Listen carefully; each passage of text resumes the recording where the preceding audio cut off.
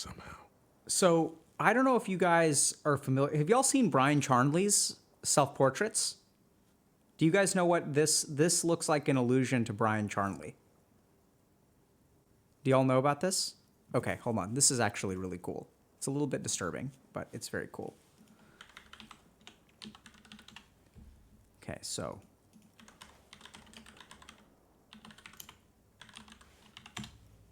we're going to take a look at this. Okay, so this is kind of interesting. So back when I was in medical school, the chief resident at Tufts was a guy that I really respected, and he gave the single best lecture I had ever received in medical school. And his lecture was about psychotic disorders, and it was about Bryan Charnley. So he was like explaining to a group of medical students like what is like. So I was on my psychiatry rotation. So it's a 1-month rotation as a third-year medical student. And the chief gives a lecture. It's towards the end. So we like learn basic things, right? This is how you diagnose people. This is pharmacology. This is how you do this.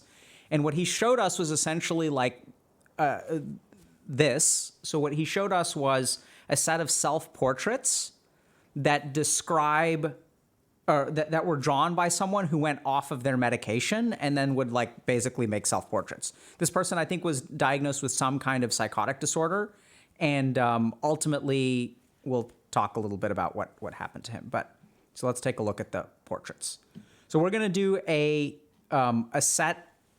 We're going to teach a little bit about psychotic disorders. So one of the key things that people sort of don't really understand about psychotic disorders is that they have a lot to do with a sense of identity, and more importantly, like the barrier between you and other things.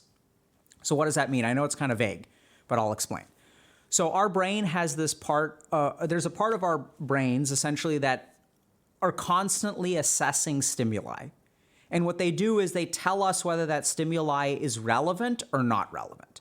So for example, like right now, I'm sitting here, I see like things in chat, and then like my brain is actually subconsciously scanning all of the chat messages. And there may be a particular message that gets elevated to my consciousness based on my subconscious scanning. So this is where in a normal person, if you're walking down the street and someone, let's say there's a car parked on the street, and then the car turns on and drives away, our brain essentially decides that that is an innocuous stimulus. That's nothing to worry about. Like it's just, people are going about their day. But what happens in people who have psychotic disorders is the barrier between you and stimuli in the outside world gets way, way smaller. So what starts to happen is people who have psychotic disorders, when they see that person drive away, they'll start to think this has something to do with me. And as that feeling grows and grows and grows, there are all kinds of like stimuli that start being relevant to you. So if you're walking down the street and you like look up and you see that there's someone sitting on a park bench who's looking at you, and when you make eye contact with them, they look away and they like look at their newspaper, like you think like, oh my God, that person is watching me. And so what happens in psychotic disorders is like, people watch you right on the street. It's like normal. Like you look at people, and even if you look at them, like they're going to look away because they realize they were staring. And so that's actually like a normal part of life. But when your brain is sort of taking in these stimuli and not able to appropriately decide if this is important or unimportant, what it results in is a sense of like paranoia. So this is where, then what happens is like once you have this feeling of paranoia, then what happens is your logical mind, right? So going back to Disco Elysium, like let's remember that there's the limbic system. So once the limbic system feels something, the logical part of your mind tries to make sense of it, right? So if I'm at a party and then like I walk in and everyone starts laughing and kind of like giving me furtive glances, my limbic system tells me, hey, there's something wrong. Like people are like, I'm the butt of a joke or something like that. And then my mind starts to think a little bit, okay, what could it be? What could it be? Oh, it turns out my fly is unzipped. Okay, figured it out. So the limbic system can sometimes operate first, and then our intellect tries to fill in the gaps. So what happens in psychotic disorders, especially those that are paranoid or delusional in nature, is we'll feel a particular way, and then our mind will try to come up with reasons to justify our feelings. And this is why you see such a common amount of like organizational stuff. So people will say like, who's following me? Well, it must be the FBI, it must be the CIA, it must be the mafia. Because what organization would have the resources to like monitor me on this capacity, right? It's not going to be like the Parent Teacher Association or, like my doctor's office. It's going to be some large organization that can deploy people to like sit on park benches, drive around my neighborhood, do all these other kinds of things. And if you sit down and actually talk to people, or my experience of sitting down and actually talking to people with psychotic disorders, is that if you really tunnel down very carefully, what you discover is that they don't know that the mafia is watching them, but what they have is a set of observations. And that's really what they know. And then what they try to do is hypothesize what could explain those observations. So the key thing here is that the barrier between the self and things outside of the self break down in a psychotic disorder. That's one way to understand it. So let's take a look at the self-portraits. This is on meds, okay? So the first thing, like, what do we notice? We notice, like, what do y'all notice? Like, what's the difference between these two pictures, right? So we notice that there's a border, right? Like, this is him, and like, this is not him. It's very clear. Now we start to see this. So like, what are we noticing here? So you just kind of look at this, you start to see that there's like stuff coming like in and out of his head, right? So it's sort of like, it even is sort of going into his neck. It's kind of under his sweater. So you can even see that the borders are still somewhat maintained. Like this is the lining of his sweater. So whatever this thing is like stops here, right? There's a clear stopping point of the external sense. We're also starting to see a little bit different facial expressions, right? So this is kind of normal, fun, maybe. I don't know about fun, but. And now we start to see this where this is like, kind of weird. Like, I don't know exactly what this is. We start to see numbers. So sometimes people with psychotic disorders will get obsessed with particular numbers. These look like maybe they're dates, right? So this is the date of the self-portrait maybe. But we're starting to see like weird representations of mouth, eyes, sensory stimuli, maybe being unable to speak, patterns. And now we're starting to see like, so there's another aspect of psychotic disorders, which is like disorganized thought processes. And some of the symptoms of psychotic disorders include something called, like people will lose their thoughts. So they feel like there's a thought in their mind that someone will even take out of their mind, or even people are implanting thoughts into their mind. So it's like there's a thought there, but that thought is not my thought. So this is also really interesting when it comes to psychotic disorders, where like we sort of take for granted that our thoughts are our thoughts. It's sort of like, it's really hard to understand until you've ever experienced something like this, but people with psychotic disorders will think that people are pulling their thoughts, stealing their thoughts out of their head, or are putting thoughts into their head. And so we sort of see this kind of represented here with like, there's a garble of like different stuff going on in the brain. This appears to be a pipe. Once again, there is somewhat intact, border around, so there's like disorganization in here. So people with psychotic disorders will also have a sense of disorganized identity. And let's move on. So now we start to see some weird like Picasso level stuff, right? We're starting to see like a breakdown of like where is the border of the self here? There is none.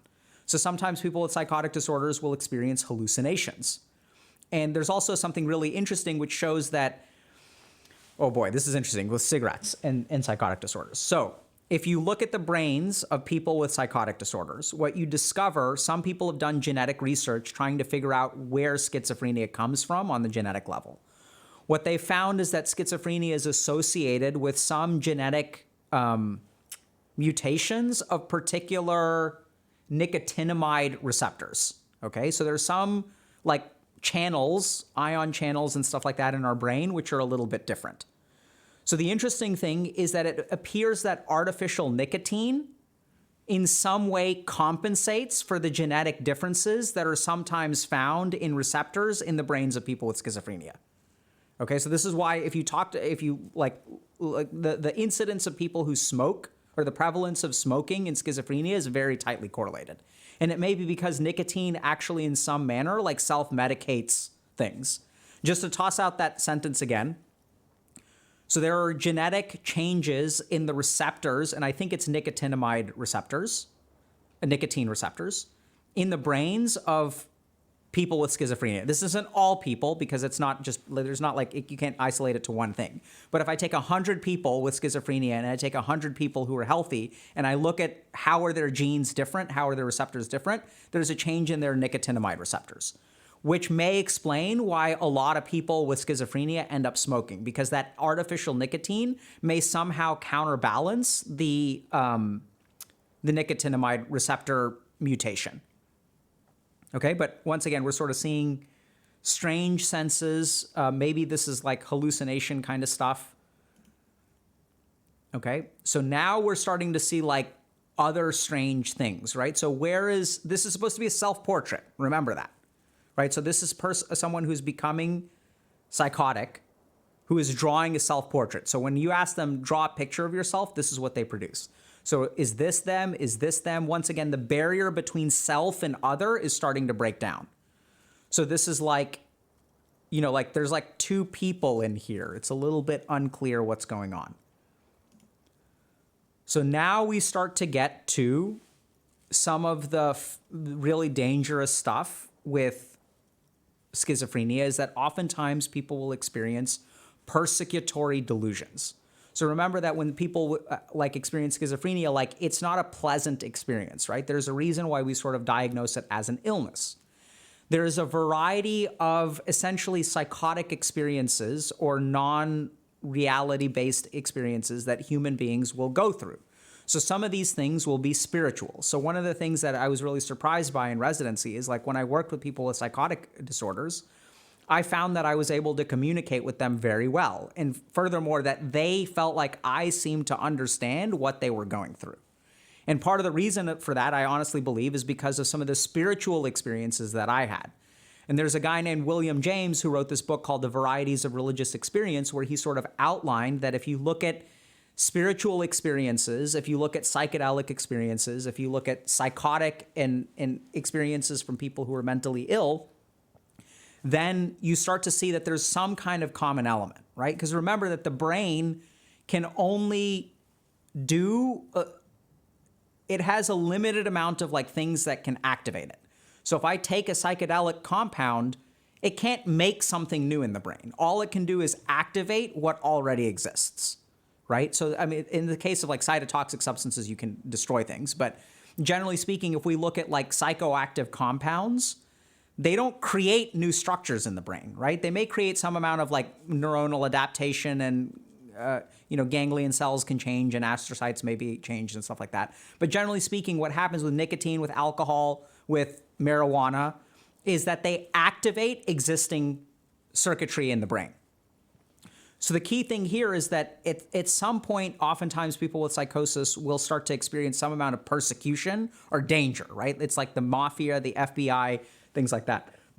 And so if we go back, if we compare to this one, remember this is early on, right? So let's just take a look at that.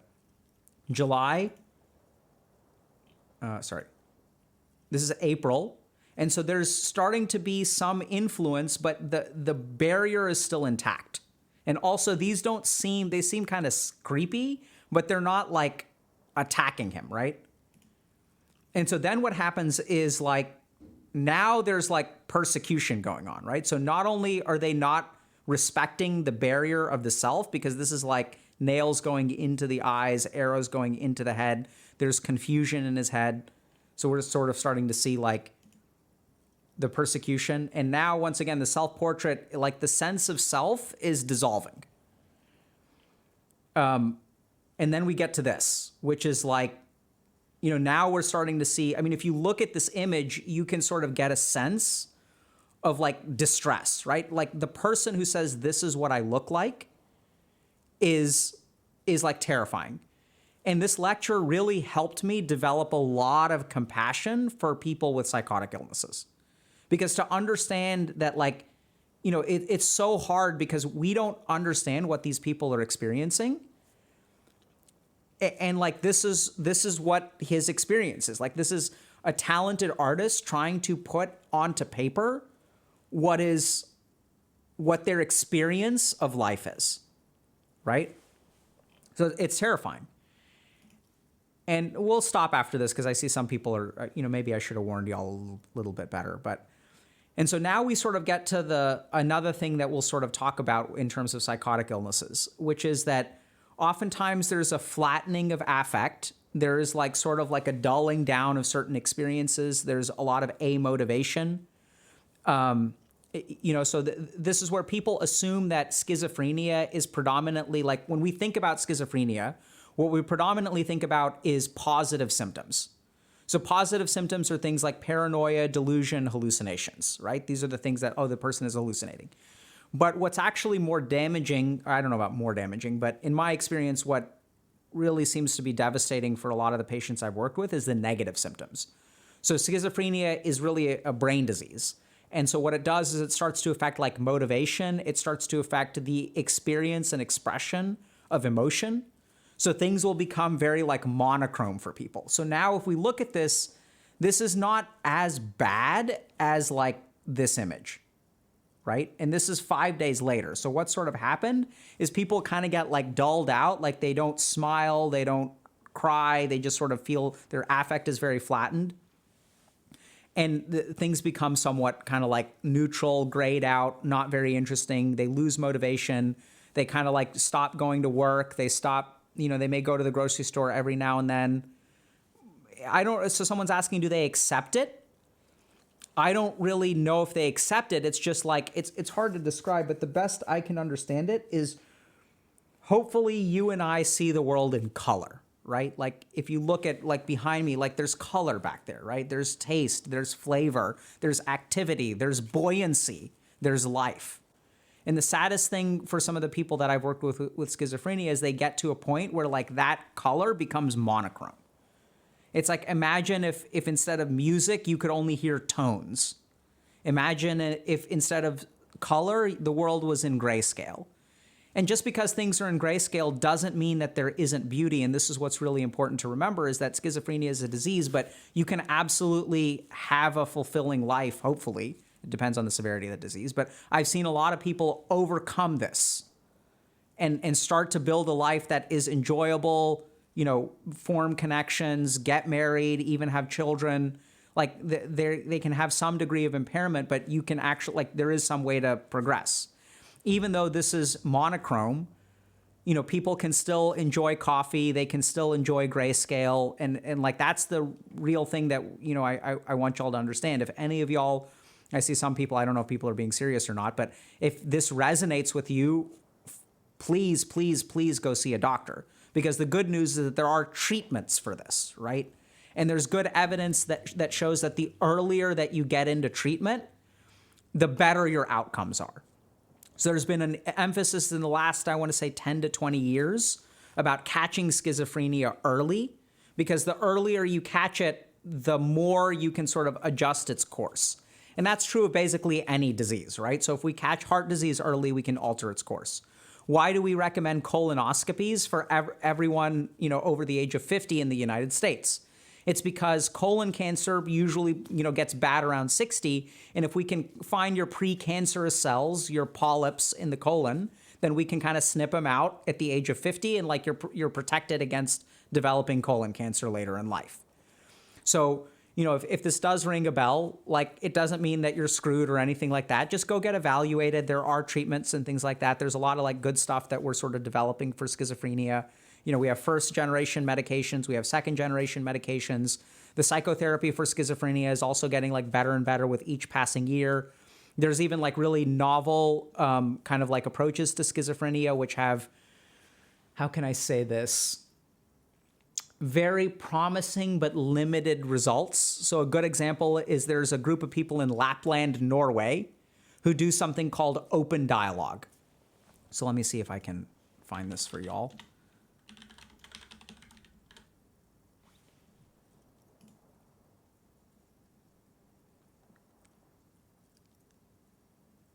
No, this is the wrong open dialogue. Okay. Anyway, so the key thing here is that, it's not the end of the world, even if you do have schizophrenia. You should absolutely go get evaluated if this resonates with you in some way. And like, I hope that this lecture has somehow helped y'all understand. I guess it turned into an impromptu lecture. I hope that this has helped y'all understand a little bit about, I think the self-portraits are such a powerful humanistic representation of what having one of these illnesses is. Unfortunately, for people who are curious, Bryan Charnley did end up committing suicide. And so that is one of the outcomes potentially of schizophrenia. Like sometimes things just get really, really bad. And like, here's another thing. This is supposed to be a self-portrait, right? On July 12th. And we can sort of see, right? Like, so if someone's experiencing this, like, this is why you should get help. Because the good news is that, like, remember, what's the difference between this portrait and this portrait? What did he do differently?